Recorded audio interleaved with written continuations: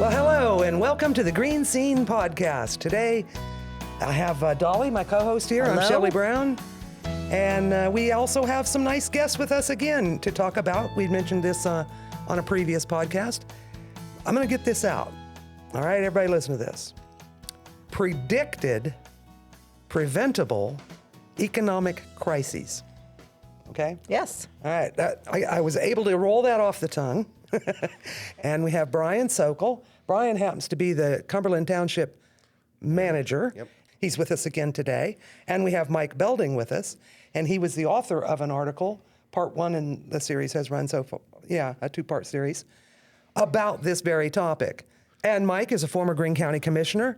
So when we talk about the economy in Greene County, both of them have a lot of input. And I'm just going to ask you, Mike, to go ahead and kind of explain that title, what we're going to talk about. Okay. Having had the opportunity to grow up in Greene County and especially in the late 70s and 80s, witness the economic input that the coal industry had. And really, when you look back then, everybody knew that's what we had, right? We were rich in resources in coal. And more recently, and we'll talk about this maybe a little bit later, natural gas came in mid-2000s, and certainly individual property owners profited from that, not near as much the county. And I can delve into that explanation a little bit more. But when we look at the big picture of economic drivers in Greene County, you can go back to the 1800s, and it was coal. Mm-hmm. And everybody knows that coal is a finite resource.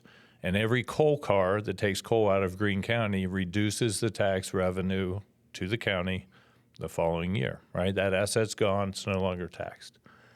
Some may not know, coal is taxed when it's in the ground and when it's out of the ground at two different rates. So the county's tax base previously was about 50% on coal revenue, and now it's about 30%.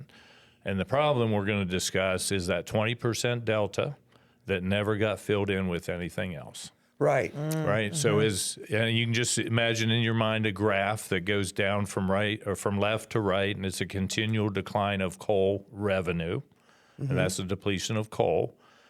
And the tax revenue matches that line, right, from left to right. And what you would like to see is a level line of tax revenue, if not an increase as government costs increase. Absolutely. So for that, 170-year period or so that we're talking about, we've decreased tax revenue from the coal industry proper, and not replace that 20% without any other asset. And yet expenses, they haven't decreased. And expenses are they're on the rise. Right. So that was predictable.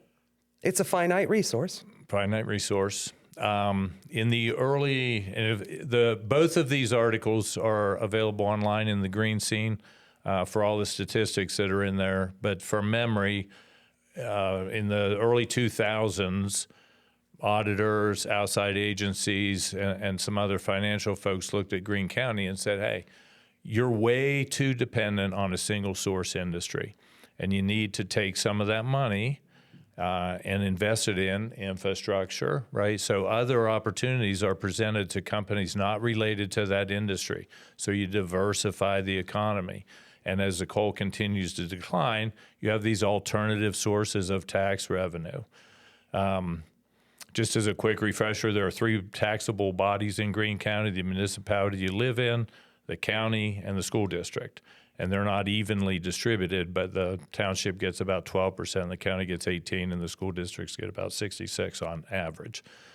So those other opportunities never flourished in Greene County, and we saw a tax revenue decline over time. Do you think that you said that was like in the 2000s? Do you think that the gas boom is what said, oh, well, we don't have to worry about it now? Did that? Do you think that was an influence at all? Although it's finite too in a way. In a way, and it's not structured the same, right? So every state that has natural gas, except for Pennsylvania, has a severance tax on natural gas, and it's taxed on the amount of gas that comes out of the ground. Pennsylvania, and I won't give my normal line because maybe too many people are listening. Pennsylvania legislators decided to do something else, and they taxed it by well head.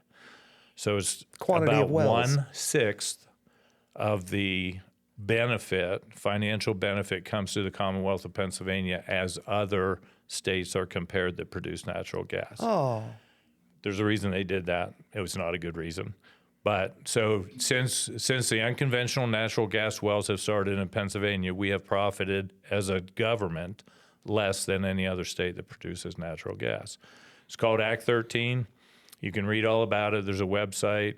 And Greene County has spent somewhere in the neighborhood of $25 to $27 million of Act 13 funding since 2012, mostly to balance a budget that was not balanceable through normal taxable revenue. assets. Yeah. And that was not balanceable because is this sort of over time, like because we've lost that 20% in that coal tax revenue? Right. I mean, so my guess is, as you know, your expenses, like you said, Shelly, they're going to continue to go up. But if the income is dropped, I mean, it just makes sense that you're going to be operating at a deficit. Right. So they're using this funding to sort balance. of offset. Yes. Right, Well, the loss. not making any changes though in infrastructure yes. or opportunity. Yes, exactly. When that money should have been spent towards infrastructure opportunity, they're using that to balance. Yeah, and there are 13 categories that it's restricted funding, right? 13 categories you can spend that money on: EMS, reducing taxes, infrastructure. They're fairly broad. You can almost spend it anywhere. I deal with it a lot in Cumberland Township, and to piggyback off of that, when Cumberland Township hired me to be their township manager, I looked into their budget obviously, and found out that they were paying their police force out of their Act 13 money, and it didn't make a whole lot of sense to me. You want to use Act 13 money for long-term projects, not. Right. So my argument was, okay, if we stop getting Act 13 money tomorrow, How are you going to afford? Does your police force just go away? Right. Are they just gone? So we restructured everything to get everything into our general funds, be able to balance a budget. We occasionally have to dip into Act 13 to cover a little, stuff like that. But at this point in time, we have over $4 million sitting in our Act 13 money that we're getting anywhere from $12,000 to $14,000 a month in interest. So what we're going to do is we're going to invest in infrastructure. We're going to run about 3 or 4 miles of city sewage and city water, take out a 1% loan on it, and we'll be able to pay the interest off with the interest that we're getting on our Act 13 money. That was the intent of the Act 13 money, is to build infrastructure, to grow your communities, not to pay salaries. Exactly. Not to hire a teacher. It was to build infrastructure that will be there long term.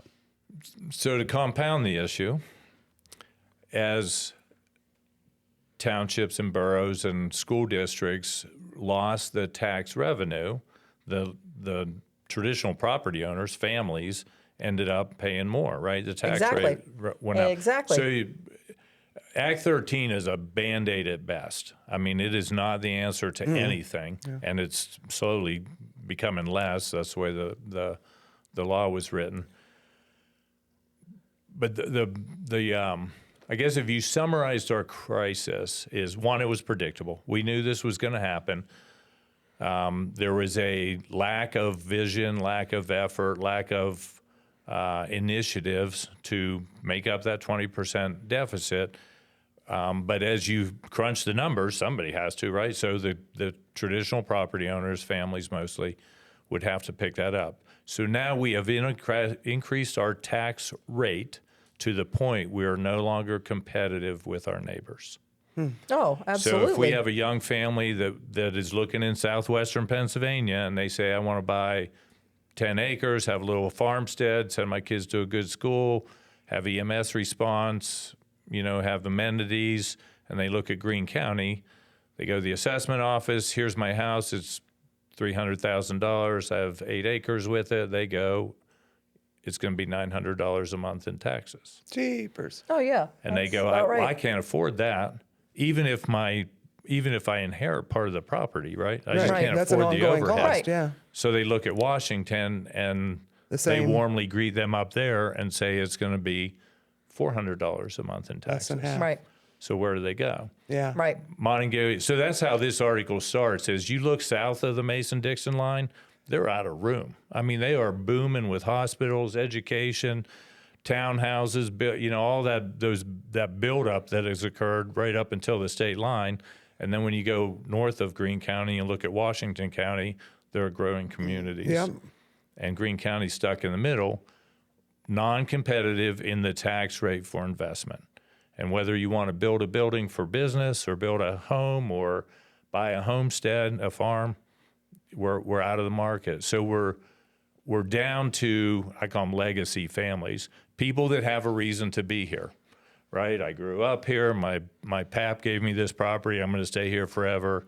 There are very few genuinely original people moving into Greene County because we've taxed ourselves up, from being competitive. Yes. And I mean, take a look, go back to the 80s, even the early 90s, look at the amount of new homes being built. Who do we have that's an actual home builder anymore? We used to have many families that were home builders. I mean, I'm thinking of, Cow family, Pattersons. There were so many. That's just to name a couple. They don't exist anymore. Right. Because when's the last time you saw a brand new home being built, in Greene County? There are 4, maybe 5 communities planned, right? Waynesburg Lakes out on 19 North. I don't know what's out there, 300 lots, Right. something like that. There's a handful of houses. In that case, the infrastructure didn't reach to them. Right. So there's no septic out there. I think they finally got water to the bottom of the hill, but there's no incentive to build up there when you can't get into a water system and Right. and have public sewer. So And what a it great just place. stalled. And I wasn't here when that happened, but everybody that was anybody bought a lot in Waynesburg Lakes, and they still own it. Right. And there's no houses up think there, about that. If you're even in Washington County or just right over, north of there, what a great location. You're easy access to the highway. Be a great place to live. Right. I would have lived there. I would have loved that. Right. But, And- when you don't have water and you don't have sewage, that's going to deter most people. Right. In today's world. Right. Right. And so there's regulations. In order to have a sand mound, you need so much property, and the lots weren't set up for that. So now you have to buy 3 lots. I mean, there's issues, right? The way the administrative process that regulates all of that stuff. But the crux of the problem is there's no amenities or there's no services out there to let somebody start building. When I was in the commissioner's office, we had 3 or 4 contract kind of housing development folks coming in, Ryan Homes and a couple other ones. And we sat down and said, hey, here's one in Carmichael's, here's one towards Jefferson, here's Waynesburg Lake. And every time they did the math and you add the taxes in there, they couldn't make it work. You could not build affordable housing. And I'm talking 250 to 325, Right. As So- a package. And you just couldn't make it work when you added the monthly taxes in. Oh, 100%. And when you're like you're saying amenities, if you go around to some of these other communities and these developments that they are putting in, so many amenities, right? They might have a community pool, they might have all these different things. Maybe we're not at that point, but how it would be very attractive for people to stay somewhere like Waynesburg Lakes or the development in Carmichael's. People want that. That's what they want. But if your community doesn't offer that, they're not coming. I mentioned earlier that hindsight is helpful. So we see why it happened, and it is happening. So how do we address it? What's your recommendation? So I come up with one solution. And so I do some math analysis and I have deep thoughts before I go to sleep at night and stuff. But, that's how you get here. Yes. You got to go through the analysis and research and everything. When I moved back here, I looked at this for a couple of years and then 4 years up at the county commission office. So the opportunity to look at history, look at availability, what is out there that's an opportunity, whether it's for business or something. you can't build enough houses. I mean, there's just not enough input by house, right, to overcome that. The county is about $100 million short of taxable assets. So I don't know what it is, 35 Lowe's stores, right? Well, you need maybe get one, but now you're going to compete against 84 and down in West Waynesburg. So of the unique opportunities that add up to somewhere close to $100 million, because that's the target total, Need, yeah. is people throw out Amazon. That's not what it has to be, but something on that scale. It has to be a global company that can take a chance in an underdeveloped market, you know, around southwestern Pennsylvania, and invest in the community. And maybe they know that there's an overage of expense in the tax realm, right? But it's inconsequential to the business model that they produce. So you could have a Firestone, you know, tire company. You could have a truck transfer operation. Anything that's big in scale that is taxable when it's built. The infrastructure has to be taxable. Right. It can't be nonprofit. It can't be educational. It can't be any of these nice to have amenity type of things Right. unless it's taxable, because that's the deficit. Absolutely. Taxable assets.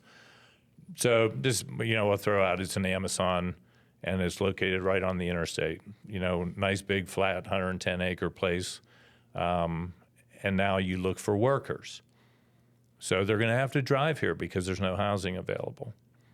You know, and until there's a balance of jobs with good income that can afford the higher taxes, and somebody says, I'm tired of driving, I'm going to build here regardless of the cost, right? And that can all come, but the county's bottom line in taxable assets has to be this huge building, infrastructure of some kind. And then you go, okay, what's the timeline? Today, somebody walks in and says, hey, I want that piece of property. It's going to take a year to get through all the due diligence, surveys, where's the power, where's the gas lines, where all this other stuff.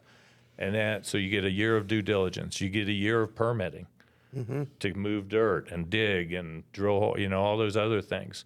And then you get 2 or 3 years of construction. And then it's finally up and running if they can call enough employees, you know, get enough transient employees and so forth. And then we give them a 5-year tax abatement that's prorated. So before you get that $100 million worth of taxable assets, It's going to take years. at least It's 10 10 years. years. Yeah. it's 10 years down the road. Right. Mike, what? Not to interrupt. What are your thoughts on reassessing the county, and bringing the millage rate to a comparable number of Washington, Fayette, the school districts? You know, have you looked at that instead of looking for that one home run? Why can't we get a bunch of singles? Yeah, there's a couple issues with that. Washington County did it recently. They have court cases and litigation that they will run out for 8 or 10 years because nobody's happy with it, right? And if your difference is high when you get reassessed, then you challenge it, you appeal it, and then you appeal it again, then you go to court. But it stays the same until that is ended. So and if you've been involved in the court system, there is nothing fast about justice. No. But something has. I mean, there hasn't been a reassessment in Greene County since 2003. I mean, it has to get done at some point in time. So that's one issue with the reassessment, right? Nobody's happy. It's expensive, $3 to $4 million to do Greene County. And like you're mentioning, so we come out and we say we want to tax at the rate of our neighbors, Monongalia County or Washington. The deficit of tax revenue gets huge. Yeah. Oh, it would, sure. obviously. So now Sure. we're more out of money, right? We're not getting closer to a balanced budget. We're getting much farther away If from that it. infrastructure does not get built. Correct. You know what I mean? Long term, if that infrastructure doesn't come in, then you would have that issue. Yeah, 10 years. Take that timeline, right? Somebody wants to buy property now. It's up and running. We're getting 100% taxable from $100 million. Maybe you can look at a reassessment. Yeah. And you can say, we've overcome this huge deficit problem. So now we want everybody to be fairly treated in the tax world. yeah, I mean, 12 years from now, we might have that conversation again. Yeah. But It might be 30 if we never get the Amazon. yeah, If we never get that Yeah. one hit, we're in this cycle forever. yeah, that's the only. I mean, I've looked at this for 10 years. That's the only solution I can come up with, because the small impact of housing developments, competitive convenience stores and these other entities just don't. It doesn't make up the difference fast enough. You can't build enough houses. The other initiative that we tried when I was up there, and I'll throw this out there, 30% of Greene County's surface area, the taxable surface area, is owned by nonprofits. Who don't pay taxes. Who don't pay- The coal Yes. mines give them up Or to the- the what about the- game lands. Or, The game or land. reduce Yeah. taxes, right? So the Pennsylvania Game Commission is one of the biggest offenders. We're shorted $570,000 a year in taxes because they only pay 3% of the equivalent, whether if you or I owned that piece of property. Now, 30 years ago, the argument was, the first day of deer hunting season, you looked out there and the fields were full of blaze orange, right? There's a lot of hunters. They were contributing to the economy. They were staying in the hotels. They're eating in the restaurants, all those other things. Not true today. Right. Our youth are not following that path.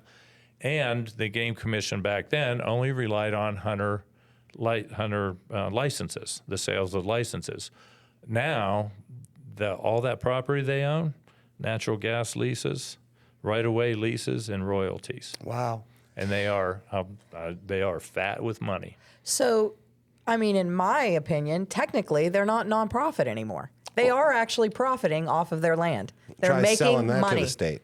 I know. Well, we but, tried, and they I came mean, back with a minuscule increase. It was like 15 cents an acre. So Greene County got $2,750 more annually, and we're shorted $570,000. And that was a victory in Harrisburg. I mean, they were, we won. I mean, I agree that that wouldn't fly. So going back to where you talked about, you commented on that before, that sort of 20% changed? deficit. Yes, Yeah. can that be changed? That of the coal tax that we lost, what can be changed with the gas tax? Yeah. Because if we're the only state out of 50 operating this way, are we really think we're right in that? Because we're about 48th in economic development. And I went to Right. a meeting 20 some years ago and they said, we're 48th in economic development. I'm talking about Pennsylvania. And we're doing this and this and this and this to get ourselves at a better. And here we are 20 years later and we're still there at the bottom of the states. I mean, the legislatures did that. I suppose they could change it. But if you look at this is another argument about our region. If you look at the economic disadvantages that Pennsylvania offers businesses, they're huge. So we are the second highest gasoline taxed state. Oh, in the United everybody knows States. that. Why we all go to West Virginia to get our gas. Right. So if you're a business owner, are you going to, and you can be a border business owner, right? If you're in Center County, outside of Harrisburg, Penn State, something like that, you can't drive and get gas, right? But if you're going to open a shop up in Mount Morris, are you going to put a fleet of vehicles in Mount Morris so you pay 40 cents a gallon more? Or are you going to go to West Virginia or Eastern Ohio, both which have lower fuel prices? Pennsylvania also has the second highest corporate net income tax. Same thing. If you're a border, you want to operate on the borders, you're going to go to a different state. So that explains this flourish of business in West Virginia, right, and not in southern Pennsylvania, because the advantage is too great. So you have better taxes, property taxes. You have less fuel taxes and less corporate net income taxes. Why would you not be south of the border? Right. So, I mean, in Harrisburg, the capital, they hold the keys to making those decisions and making us more competitive. The last governor's administration was looking at the corporate net income tax, and there was a program, but it takes 10 years. I mean, you can't go from the 49th and be competitive at third or fourth without having a huge budget impact. Right. I mean, all this stuff, I don't know of anybody that has bragged about the speed of government. No. Right. I mean, This is why I never had a government job, because I like to get just things done all right now. It just all takes too long. Yes. And when you look at the structure, so you're a state representative, right? You have to go to Harrisburg from Greene County, which has zero political capital, right? The number of our constituents doesn't mean anything to a guy in Harrisburg. Right. I'm talking about the state level, right? And then you're from here representing Greene County, and you go up there and say, I have a really important thing to tell you guys. Now you have to convince 252 other representatives that you're right and that you should be a number one priority. And if, look at the number of things that don't get done every year, and some of them are important, and they just don't get done. So, I mean, politics is a tough business to be in anyways, but if you're from a small rural community, I mean, you better find somebody to hang on to and pull you across the finish line, because you're not going to get what you need by yourself. In Cumberland Township, speaking directly to there, we've already expended our coal mineral values. You know what I mean? That's not a part of our tax base anymore. We're beneficial in that way, as opposed to somewhere like a West Greene or something like that, who has a real issue 15, 20 years from now. But my bigger concern is, what can we do, no matter how small it is? What can we do today to make it better, even if it's just a little bit better, whatever that may be, instead of just hoping that something happens 10 years from now? And, in Cumberland Township, we're investing Act 13 money into building our parks, making, you're not going to come for the millage rate. You're not going to come for the school district. What are you going to come for? Maybe you'll come for the park. Maybe I'll get 2 extra homes built that year because of it. And maybe next year after, or 3 years from now, once all the planning is done and all the permitting is done, maybe I'll get another 20 because we built some infrastructure. We, built some water, built some sewage. But outside of that, as on a county level, something has to get done. I just know, me personally, I'm not willing to just hope something happens. Well, I'm looking to, what can we do? Small portions, little things at a time. I mean, how many fire departments are going to go away in West Greene before somebody says, hey, we need a volunteer fire department in Freeport? You know what I mean? At some point, the state has stopped thinking about us. They have forgotten that we exist. We need to take care of ourselves in some way, shape, or form, as little as it may be. We got to do something. I don't know exactly what that is quite yet, but I think collectively we can figure something out. That's why we're having the conversation. Yeah. Rather than just get depressed and get, oh, well, it's all hopeless. What are we going to do? Right. Move to another state, I guess. Right. No, it's that's very not sombering. what we got to do. I mean, it is. Yeah. It is. Yes. But I think Brian put it in the right words. So Yes. we're not going to wait and hope and wish. We're going to do the least little thing, one little thing, one little Right. step, one little positive step in one little township here, one little township there, one school district here, one whatever. And people forget, there is probably not a more powerful person in the Commonwealth of Pennsylvania than your township supervisors. They can literally write an ordinance tomorrow saying, hey, you can't do this. And guess what? You can't do it. You know what I mean? Yeah. So get involved in your local government. Find out what your supervisors can do for you. Find out what you can do at a small level that will eventually help the bigger process. What is going to make something Grow. attractive to an Amazon to come in? Yeah. You know what I mean? Right. Because, you're not going to get the small businesses at the tax rates we're at to come in. Right. No. So you've got to do something. It's got to be somebody big who's willing, like you said, who's willing to lose $300 million. Right. And that's what it comes down to. That's the only person that can help solve this problem. And I don't think they're beating down our door anytime soon. No, but little steps. Little steps. Yes. That's where I'm at. Yes. With it. And that's not limited to just people who are already in office somewhere or fighting the battle. Right. I like your invitation.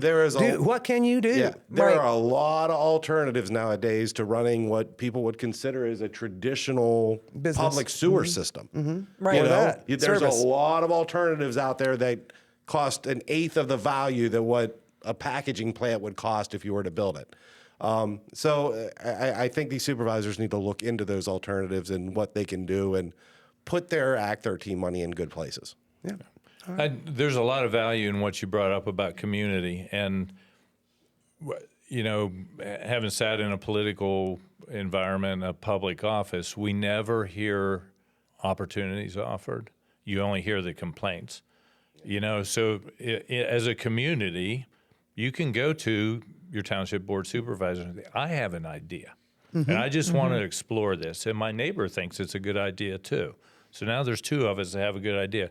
Instead of only showing up when the road hasn't been plowed properly, you have a a storm drain that's not working or something.